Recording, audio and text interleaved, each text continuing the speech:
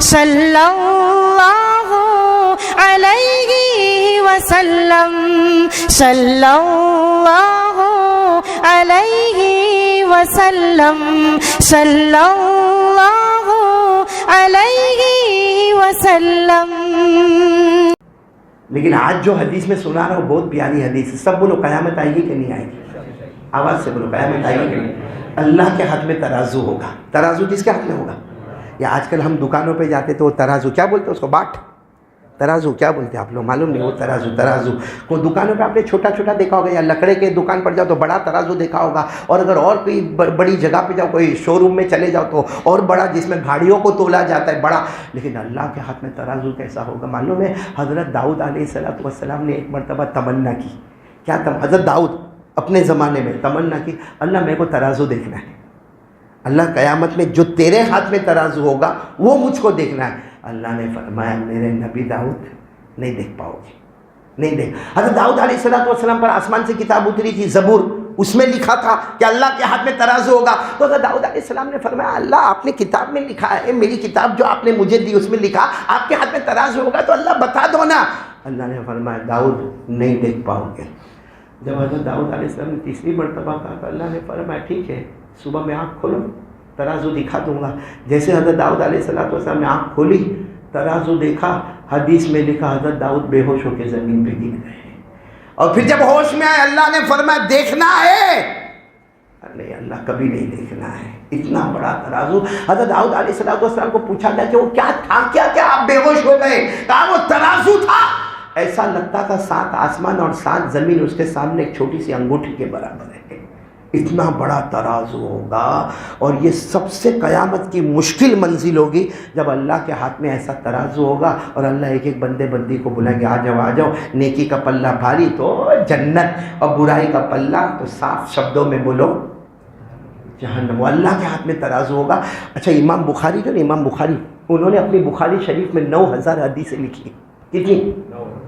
9000 سے زیادہ، میں تو 9000 کہہ رہا ہوں، 9000 سے زیادہ حدیثیں لکھی۔ اور امام بخاری فرماتے ہیں کہ میں نے 1.25 سال مدینے میں رہ کر بخاری کو مکمل کیا۔ کتنا؟ 1.25 سال مدینے میں رہ کر میں نے بخاری کو مکمل کیا۔ اور کہتے ہیں کہ کئی بار میں نے خواب میں جناب نبی کریم صلی اللہ علیہ وسلم کو دیکھا، اور کہا کئی مرتبہ تو پوچھ کر میں نے لکھنا شروع کیا، میں پوچھتا تھا لکھتا تھا، پوچھتا تھا لکھتا تھا۔ امام بخاری فرماتے ہیں کہ جو آخری حدیث اور آخری آیت قرآن جو امام بخاری نے، جس پر بخاری کو مکمل کیا، کمپلیٹ کر دیا، آخری آیت کیا لکھی؟ یہی لکھی ہے کہ اے میرے پڑھنے والے بچوں، کیونکہ سب پڑھنے والے بچے بہت تھے، میرے پڑھنے والے بچوں اب سب پڑھ لیا، لیکن یاد رکھنا قیامت میں اللہ کے ہاتھ میں ترازو ہوگا، یا تو جنتی بنے گا یا جہنمی بنے گا۔ اور امام بخاری نے اخیر میں، حالانکہ یہ قرآن میں 17ویں پارے میں آیت ہے، لیکن امام بخاری نے بالکل اخیر میں اس آیت کریمہ کو لے کر آئے، وَنَضَعُ الْمَوَازِينَ الْقِسْطَ لِيَوْمِ الْقِيَامَةِ فَلَا تُظْلَمُ نَفْسٌ شَيْئًا وَإِن كَانَ مِثْقَالَ حَبَّةٍ مِّنْ خَرْدَلٍ أَتَيْنَا بِهَا وَكَفَىٰ بِنَا حَاسِبِينَ۔ جس کا مطلب ہے کہ اللہ فرماتے قیامت میں میرے ہاتھ میں ترازو ہوگا، کوئی ظلم نہیں۔ رائے کے دانے کے برابر نیکی وہ بھی اس میں نظر آئے گی، رائے کے دانے کے برابر گناہ وہ بھی اس میں نظر آئے گا۔ اور اللہ کہتے ہیں مجھ سے بڑھ کر انصاف کرنے والا کون ہوگا؟ بولو نا سبحان اللہ۔ تو ترازو کس کے ہاتھ میں ہوگا؟ اللہ۔ اچھا آئے بندے آ رہے ہوں گے، ہم لوگ بھی ہوں گے وہاں پہ، ایک ایک کو بلایا جائے گا، ایک بندے کو بلایا جائے گا، گناہ کا پلہ نیچے جھک گیا، نیکی کا پلہ جھکے تو بولو، گناہ کا پلہ جھکے تو، یہ بھی قرآن میں لکھا، پڑھو نا، فَأَمَّا مَنْ ثَقُلَتْ مَوَازِينُهُ فَهُوَ فِي عِيشَةٍ رَاضِيَةٍ وَأَمَّا مَنْ خَفَّتْ مَوَازِينُهُ فَأُمُّهُ هَاوِيَةٌ وَمَا أَدْرَاكَ مَا هِيَ نَارٌ حَامِيَةٌ۔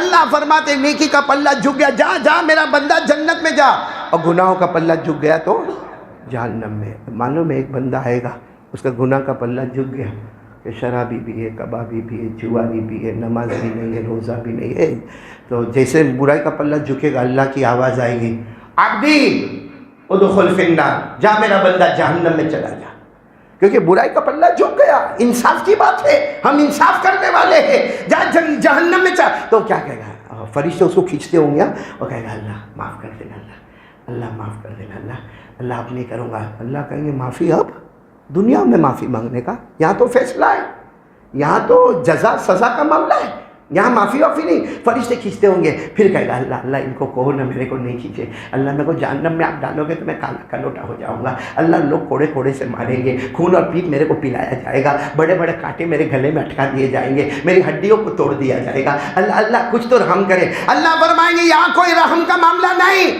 اتنا اللہ فرمائیں گے سامنے خوبصورت انسان آئیں گے، بولو سبحان اللہ، اور وہ آ کر فرشتوں کو کہیں گے رک جاؤ، تھوڑی دیر رک جاؤ، تھوڑی دیر رک، اور اتنے خوبصورت ہوں گے، اتنے جمیل، اتنے غسیل، اتنا چمکتے ہوئے دمکتے ہوئے آئیں گے اور ہاتھ میں کچھ چمڑے کا ٹکڑا یا کچھ ٹکڑا ہوگا، لیکن اس کا نیکی کے پلے میں یوں ڈالیں گے، جیسا نیکی کے پلے میں ڈالیں گے نا، نیکی کا پلہ دھاڑ سے نیچے اور برائی کا پلہ اوپر، اور اللہ کی آواز آئے گی میرا بندہ انصاف، فیصلہ بدل گیا، اب تک تو جہنمی تھا، جا اب جنت میں داخل ہو جا، کہ نیکی کا پلہ جھک گیا، اب تو جنت میں چلا جا۔ فرشتوں کو کہا جائے گا ہٹ جاؤ، جانے دو ان کو، جنت میں جانے دو۔ تو بندہ کہے گا اللہ جاؤں گا لیکن تھوڑی دیر رک کے جاؤں گا۔ اللہ کہے گا رک کے جائے گا؟ یہ کون ہے، یہ کون ہے، کیا چیز انہوں نے رکھی، کون ہے یہ؟ اللہ پیار سے کہیں گے مجھ کو مت پوچھ، انہیں سے پوچھ لے کون ہے۔ تو وہ بندہ جائے گا، قریب جائے گا، کہے گا آپ کون ہیں، اتنے خوبصورت ہیں، اتنے چمکتے دمکتے، آپ کون ہیں؟ تو آواز آئے گی میں تیرا نبی محمد رسول اللہ صلی اللہ علیہ وسلم ہوں۔ یہ اتنا گنہگار تڑپ جائے گا، میں شرابی کبابی جواری، میرے نبی میرے سامنے، وہ کچھ کہنے نہیں پائے گا، کہے گا بس میرے کو اتنا بتا دو آپ نے کیا رکھا، کیا جتنا تو نے دنیا میں درود پاک پڑھا تھا ہم نے جمع کیا تھا، آج ضرورت تھی تجھے واپس پہنچا دیا، پلہ بھاری ہو گیا، تو جہنمی تھا، درود پاک کے صدقے میں اللہ نے تجھے جنتی بنا دیا ہے۔ میرے پیارو، اب اگر کوئی 100 مرتبہ درود نہ پڑھے تو اس سے بڑھ کر بے وقوف اور نادان کوئی نہیں ہوگا۔ تو چلو ربیع الاول میں پہلا کام، بولو درود پڑھیں گے انشاءاللہ،